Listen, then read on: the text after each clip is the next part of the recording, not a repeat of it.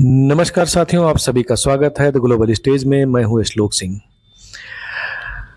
साथियों, जैसा कि अपने पिछले वीडियो में इजराइल और हमास के बीच जो 7 अक्टूबर से युद्ध शुरू हुआ है, इसको लेकर जो भी आशंकाएं और संभावनाएं मैंने जताई थी, वह बिल्कुल सही होती दिख रही हैं। जियोपॉलिटिक्स में इस युद्ध के द्वारा सुनामी पैदा की जा रही है। इसका व्यापक असर आने वाले समय में दिखाई देगा। दुनिया भर के कई ताकतवर देश इसमें अपना नफा और नुकसान तलाशने लगे हैं। हालांकि यह बात की बात है, लेकिन फिलहाल अभी हम जो बात करेंगे इजराइल और अमेरिका की।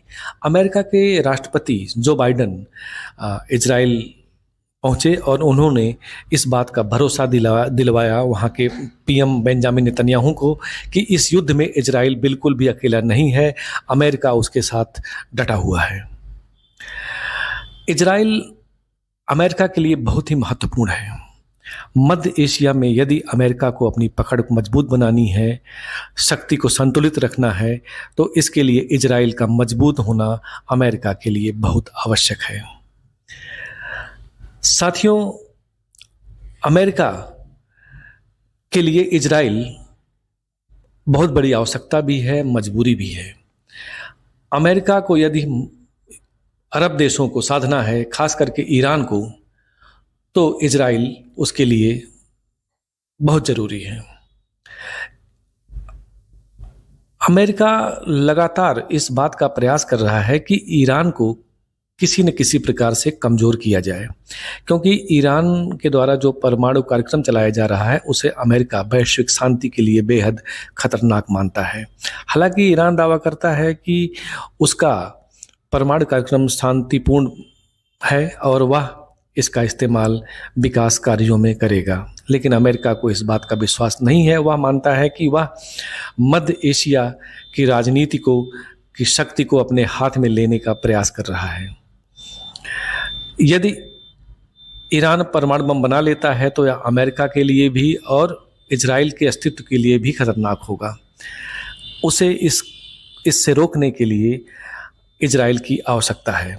फिलहाल इस समय जो माहौल है, इजराइल पर लगातार हमले हो रहे हैं, इजराइल भी हमले कर रहा है, लेकिन ईरान जिस प्रकार से मुखर हुआ इस युद्ध में, उसने धमकी दी है कि यदि गाजा पर ग्राउंड ऑपरेशन इजराइल के द्वारा किया गया तो इसे ईरान सहन नहीं करेगा और वह इस युद्ध में कूद जाएगा। अब अमेरिका की मंशा है कि इजराइल के 2 सबसे बड़े हथियार हैं, एक है हमास और एक है हिजबुल्लाह। वैसे भी इजराइल के पास एक और संगठन है, हुदी। तो इन आतंकी संगठनों का ईरान लगातार हथियार के रूप में इस्तेमाल करता है। अब हमास ने इजराइल पर जो हमला किया, वहाँ के निर्दोष नागरिकों की हत्याएं की और अमानवीय कृत्य किया, इसके बाद अमेरिका को यह मौका मिला हुआ है कि वह इजराइल के हाथों हमास और हिजबुल्लाह को नष्ट करवा दे। इसके लिए वह इजराइल को हर संभव सहायता देगा। वहीं ईरान अपने इन हथियारों को नष्ट होने से बचाने के लिए इस युद्ध में शायद कूदना ही पड़ सकता है। ईरान चाहेगा कि हमास और हिजबुल्लाह को किसी भी कीमत पर बचाया जाए, अमेरिका चाहेगा कि इनका किसी भी कीमत पर विनाश किया जाए। अभी अमेरिका के राष्ट्रपति जो बाइडन जब इजराइल पहुंचने वाले थे, उसके पहले ही गाजा के एक अस्पताल पर रॉकेट से हमला होता है और इसमें 500 लोगों की मौत हो जाती है। इससे इजराइल के प्रति लोगों में गुस्सा है। आरोप यह लगाया जा रहा है कि यह हमला इजराइल ने किया है, लेकिन अंतर्राष्ट्रीय राजनीति का जिसे थोड़ा सा भी ज्ञान हो, वह इस बात को समझ सकता है कि इजराइल कतई गलती नहीं करेगा, क्योंकि अंतर्राष्ट्रीय दबाव इस समय इजराइल पर है और वह सिविलियंस को नहीं मारेगा। इजराइल का आरोप है कि यह हमला जानबूझकर या तो गलती से हमास के द्वारा ही किया गया है।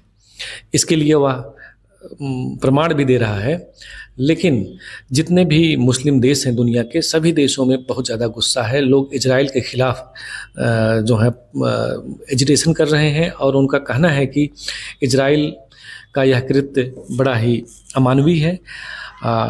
भारत के प्राइम मिनिस्टर नरेंद्र मोदी ने भी अस्पताल पर हमले और 500 लोगों की मौत पर दुख व्यक्त किया है, लेकिन यह तो जांच का विषय है कि वास्तव में यह हमला कैसे हुआ, किसने किया, क्यों किया।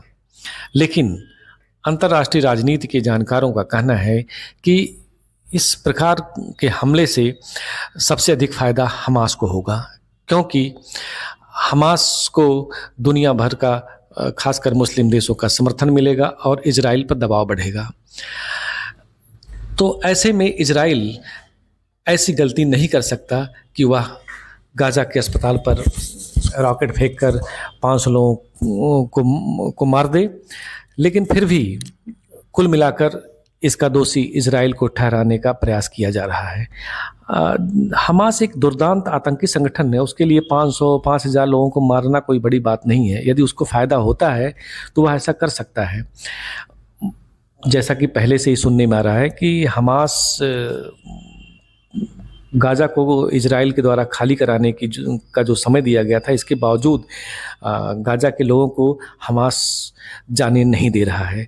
वह उन्हें अपने सुरक्षा कवच के रूप में इस्तेमाल करना चाहता है। यही कारण है कि इजराइल के ज़मीनी ऑपरेशन में लगातार देरी हो रही है। यदि इजराइल को सिविलियंस को मारना ही होता तो वह खाली करने के लिए इतना लंबा इंतज़ार नहीं करता। 2 बार उसकी डेडलाइन ख़त्म हुई, इसके बाद भी उसने ज़मीनी ऑपरेशन नहीं शुरू किया। ईरान को यह बात पता है कि यदि गाजा से लोग चले गए, सिविलियंस का बिल्कुल वहाँ से पलायन हो गया, तो हमास का बचना बड़ा मुश्किल है। हमास ने जो टनल बनाए हैं उस टनल में ही सब छिपे हुए हैं, और यदि यहाँ पर इजरायली सैनिक पहुँच जाते हैं तो हमास का नाश तय है। और हमास को किसी भी स्तर पर बचाने के लिए ईरान ने अपनी पूरी ताकत झोंक दी है। फिलहाल अंतर्राष्ट्रीय दबाव के आगे इजराइल कहाँ तक ठहरता है, कितना रुक सकता है, इसका अंदाज़ा तो आने वाले समय में ही लगेगा। फिलहाल ऐसा नहीं लगता कि इजराइल रुकने वाला है, क्योंकि अमेरिका और यूरोप के देशों का उसे समर्थन मिल गया है। और इस मामले में जो कुछ भी हो रहा है, चीन और रूस भी लगातार नज़र बनाए हुए हैं। और मध्य एशिया के युद्ध में यदि अमेरिका उलझ जाता है तो इसका सबसे बड़ा फ़ायदा चीन और रूस को होगा, और दोनों देश चाहेंगे कि अमेरिका यहाँ फंसा रहे और यह युद्ध लंबा होता जाए। यह स्पष्ट दिख रहा है कि इजराइल और हमास के बीच शुरू हुआ युद्ध जल्द ख़त्म होने वाला नहीं है। इसमें 6 महीने भी लग सकते हैं, 1 साल भी लग सकते हैं। फिलहाल क्या स्थिति बनती है आगे, कोई अपडेट होता है तो हम आप तक लेकर आएंगे। नमस्कार।